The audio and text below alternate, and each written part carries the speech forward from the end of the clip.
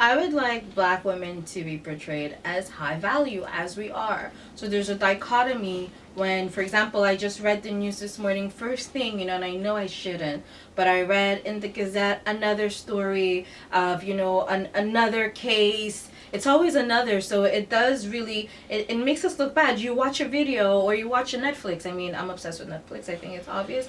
But you watch a show on Netflix, and in the back of my mind, I'm always waiting, okay, so when are they going to introduce the Black woman? And every time they introduce the Black woman, she's underprivileged. She's a clerk. They portray us in such a grim way, whereas we're thriving.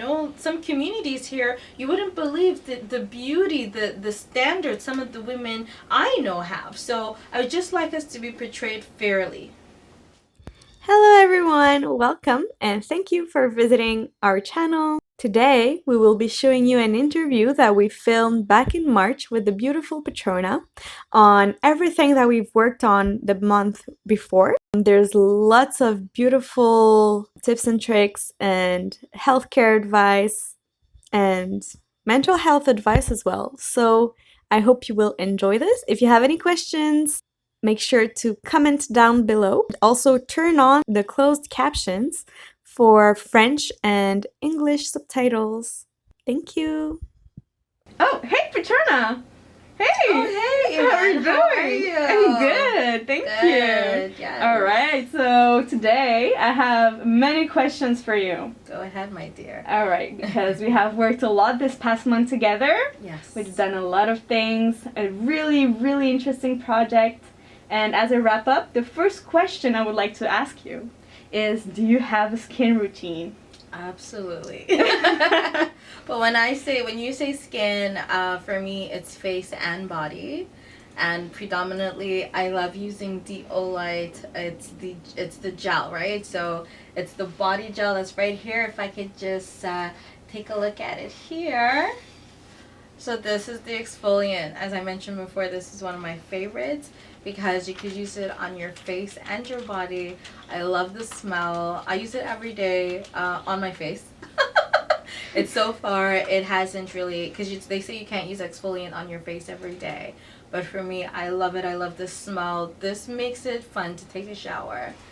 And coming out of the shower, I am in love with this body cream. In love. I wish I could have like millions of these.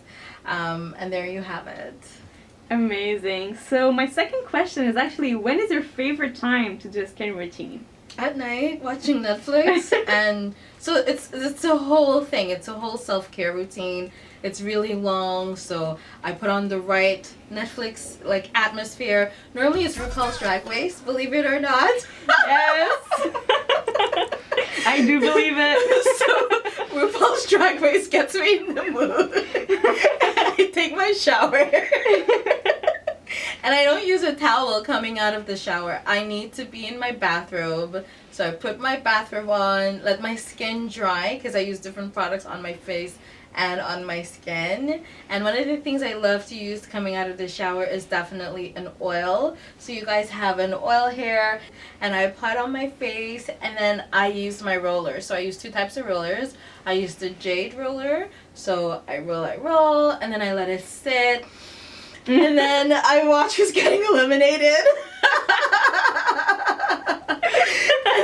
and then I have a Joshua. I don't know if I'm pronouncing that right. Don't ask me. It's just this jade thing. And I scrape my face. I scrape my neck. Make sure my jaw lines are nice and chiseled. There you have Amazing. it. That takes me about half an hour, believe it or not. Because I keep really pausing. fast, actually. I pause. I'm like, okay, so who's winning? Yeah. Yeah. After trying the products, what's your overall feel of the line?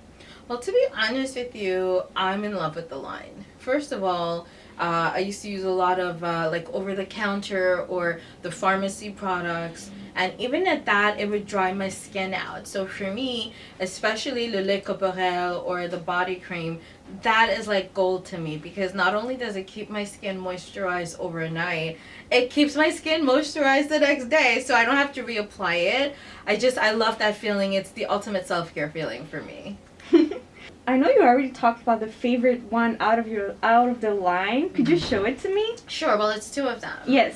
And so I love Le Gel, the exfoliating gel. It's a deep exfoliating gel, but for face and for body. And it's important to exfoliate your body. Like I always tell my friends, you exfoliate your face, but your body also needs to exfoliate to allow the process of also like to eliminate excess fluids and weight loss, and it just helps. Your skin needs to breathe everywhere, not just on your not just on your face. And of course my mine. Yes. So you were nominated at the Gala Dynastie in the Yes. category Web Novel Personality. Yes. So the Gala Dynastie honors Black people for their excellence. Congratulations. Yes. Thank you. Thank you. So how do you feel about it? First of all, I was surprised. I was on the phone and I get the email, oh, t'es nominé, and I was like, for what? You know, then I was a bit in disbelief because this year they nominated personalities in the Black community that are really fighting for civil justice. And for me, my thing is mental health. I speak up about mental health in the Black community, and I think it's very important. We've had a couple suicides thus far, and it's because there's no outlet. So I try to make it an easy place for people to even contact me. People contact me, believe it or not. When I do speak up, people do reach out to me. I remember one of the people that reached out to me one time, she says, I have my medication right next to me. I cannot take it because in the Black community, we've been programmed to, if you take that medication, you're weak, you know? So for me, when they explained why they nominated me, I felt really, really, I felt it was an honor. I just felt humbled, you know, just to know the fact that my community recognizes the hard work I do. That's amazing. And we're really proud of you too. Thank you. So, what advice would you give to other Black women about excelling in what they are passionate about? Don't give up. Don't give up. Yeah. You're going to fail. What you see on Instagram, what you see on social media, those are moments. That could be a 5 seconds. And, you know, but it's really, it's not giving up because you will fail. You're going to, there's days where you're going to feel horrible. You're going to, you know, but if you give up, then, you know, the game ends. It's over. But if you keep saying, I can do it, and you try, don't listen to what anybody else says, you know? Just really, if you believe that you are meant to be on earth for a specific reason and you have that purpose, if you know your purpose, you will eventually succeed. Look at Steve Jobs, look at Elon Musk, and look at all of these, Jeff Bezos, you know? They kept trying and they tried for years, you know? Don't give up. Amazing. Great advice to be followed by anyone. So another thing is, how would you like Black women to be portrayed, whether it be in Montreal or in New York too, or anyone in the world? I would like Black women to be portrayed as high value as we are. So there's a dichotomy when, for example, I just read the news this morning, first thing, you know, and I know I shouldn't, but I read in the Gazette another story of, you know, another case. It's always another, so it does really, it makes us look bad. You watch a video or you watch a Netflix. I mean, I'm obsessed with Netflix, I think it's obvious. But you watch a show on Netflix, and in the back of my mind, I'm always waiting, okay, so when are they going to introduce the Black woman? And every time they introduce the Black woman, she's underprivileged. You know, she's a clerk. Not necessarily sometimes have the not that she doesn't have the looks, but like they portray us in such a grim way, whereas we're thriving. You know, some communities here, you wouldn't believe the beauty, the standards some of the women I know have. So I would just like us to be portrayed fairly. What does beauty mean to you? Ooh. I think beauty means to me if you have it, flaunt it. You know? Period. And it does, period. And so beauty is a state of mind. Beauty, I was told so many times growing up that I was ugly. As a matter of fact, in primary school, I was told I was the ugliest girl in the school. And for me, that stuck with me. So for like years, I'm like, oh my God, you know, I have to do this to be pretty. I have to do that to be pretty. And now I'm just like, you know what? This is who I am. If you don't like the way I look, that's for you. Because I'm more than my face. I am my education. I am a person. I am a good woman. I'm a good daughter, a good sister. You know, beauty is beyond that. Beauty is your aura. Beauty is what you do to take care of yourself. Beauty is self-love, self-care, investing in stocks, right? Getting your stuff, thinking long-term. That's, for me, that's beauty. Absolutely agree with you. You also are a mental health advocate. So what does that mean to you? That means everything to me. That means everything to me. Just this week, I was like, why am I doing it? You know, because I never because, you know, most of the ways, most mental health advocates, I mean, our reach is on social media. So I have a love-hate relationship with social media. And even sometimes I'm like, but why am I posting this? And every time I post, I sit down. So I'm currently writing a book on mental health. I'm like, why am I doing this? Am I doing this to be famous? Am I doing this because I want to, you know, have more money because of sales? And then I sat down and I took like almost a week. And then I look online and I see that there's another suicide. And that suicide, it hit me hard because to know that Black women in Montreal are killing themselves, that's very poignant and very strong. And they're not women that you don't, they're women in the media. They're women that are doing well. They're successful women, you know? So then it hit me.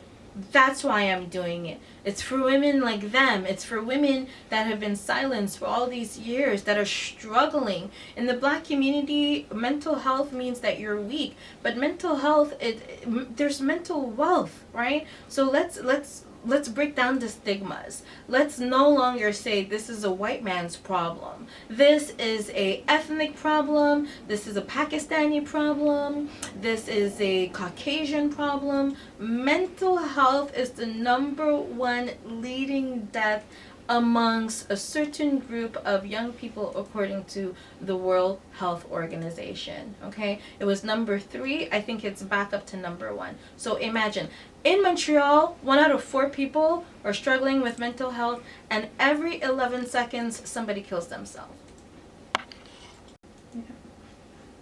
Very strong point and very strong message. If you are struggling with mental health, there will be links in the description. So go get the help you need. You know, the community is here to support you. You're not alone. Yes. What are the changes that you see in the mental issues right now, and how we address it in general? I do see a lot of changes where people are speaking up, right? So you have entrepreneurs, you have songwriters, singers. People are now speaking up. So we're normalizing speaking up. We're normalizing going to get medication. Before coming here today, I was on a Zoom, and in the Zoom explaining when I took medication for the first time 8 years ago, I couldn't believe that that's how people would feel normally, right? So I took the meds and I'm like, oh wow, this is nice. I feel normal. I can be a normal person, you know? So now we're talking about it. Now people are like, I'm taking this. What do you think about that? You know, so we're talking about it. It's no longer something to be ashamed of. It's no longer something to be taboo. When I first started taking medication 8 years ago, I felt like I was living a double life, you know? Oh, this is me taking my medication. I need to take pop an Ativan before, you know, I drive. Or, you know, sometimes I need to take a sleeping pill, but I used to hide it. You know what I mean? Now I'm saying I'm dealing with this. And so it's my 4th month, no medication. And sometimes I did it for personal reasons of not taking medication. But even just talking about that on social media, I'm not being unfriended. In fact, people are coming in. They're like, okay, so you mentioned Zoloft. What do you think about that one? And I do research with people. Tell your doctor maybe consider this one, that one. You know what I mean? Mm-hmm. So that's what's changed. We couldn't have done that 10 years ago. Mm-hmm. Yeah. Sorry, I'm very passionate about this subject. No, don't be sorry about it, girl. This is what we need to talk about, honestly. For myself, I also struggle with mental health. And what I do that helps me is really pampering myself, you know? Like, for example, I wrote an article actually in the Olight blog.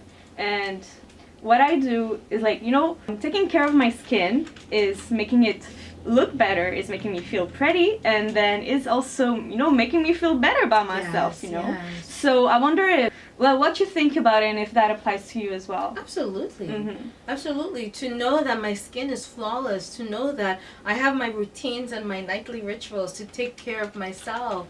It's so when you're depressed, you can't take care of yourself.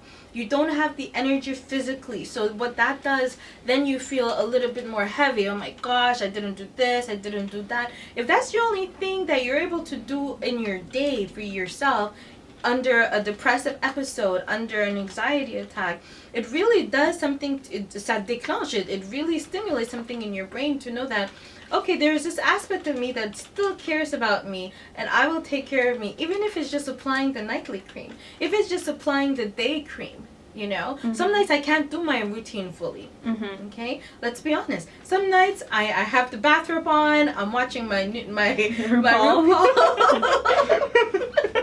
But I can't finish my routine fully. I just don't have the mental capacity. But if I just apply one thing, let it soak, drain my face, pamper it up, I feel like I've done something for myself because I still matter, right? We had a call like a month before so that we can brainstorm our project and have a better idea of how we're gonna work and what we're gonna talk about. And one of the things I mentioned you was the reason why our products look the way they do. People have the right to have pretty products on their shelves, and often absolutely, they're gorgeous. Thank you. And often that's not the case for products that are targeted to the Black community, and that was really something important to us. Oh, absolutely. The more aesthetically pleasing to the eye a product looks, the more I want to use it. Let's be honest. I have maybe, let's say, 70 products just on my stand at night, and sometimes it's more like, and the products that I don't really use or I haven't used in a while are the ones that are not aesthetically pleasing. Then when I reuse it, I'm like, oh my gosh, this product works too, So it's really important. Look at some of the high-end brands. There are products on the market. The reason why they could retail at such and such price is because of packaging. It's all about packaging. And unfortunately, in the Black community, if you go down to, let's say, a specialty store, when you look on the package, it's stereotypical packages, right? And those don't necessarily appeal to someone like myself. Do you think Olay delivers? Absolutely. Absolutely. I wanted to know if, with your experience in general with using the products, if you had any worries or apprehension in the beginning, and how did it turn out at the end? For me, I didn't. The only thing was just the fragrance of this one. So I was really excited because from the moment we spoke about this, I'm like, I need to try this, And then I started using it on my body. So I think this is, you could hardly see that scar. That scar was so intense. I used this on that scar and it's lightened up. You could hardly see it. Could you see it? I couldn't until now, until you couldn't, pointed out. Huh? I use Olight on my scars. Yeah. It's been working. Apart from that, the only other apprehension I may have possibly had was the exfoliating gel, using it every day, but no. And now it's the flash round.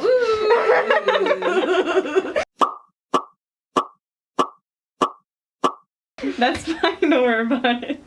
Oh, you mean like at the okay, olive oil, okay, je comprends, like that. Not like that, but also like in a lot of products that work on like hyperpigmentation and unifying and giving a shine to the face. Those often have really bad and not natural chemicals in them. So yeah, these products are natural and over 95% natural, made here in Canada, no animal cruelty, packaging is recyclable. So yeah. Thank you for watching this video. This was our interview with Petrona. She is such a lovely soul and I loved every bit of working with her. Make sure to look out for the next videos. These will be the final frenzies, like I like to call it. It's gonna be little games and you can have a little more insights on our personalities, but especially hers. It's very fun. Make sure to like, subscribe, and comment under the video. Also, you can check us out on Instagram and Facebook for more tips and tricks and fun stuff. Okay, see you next time. Bye.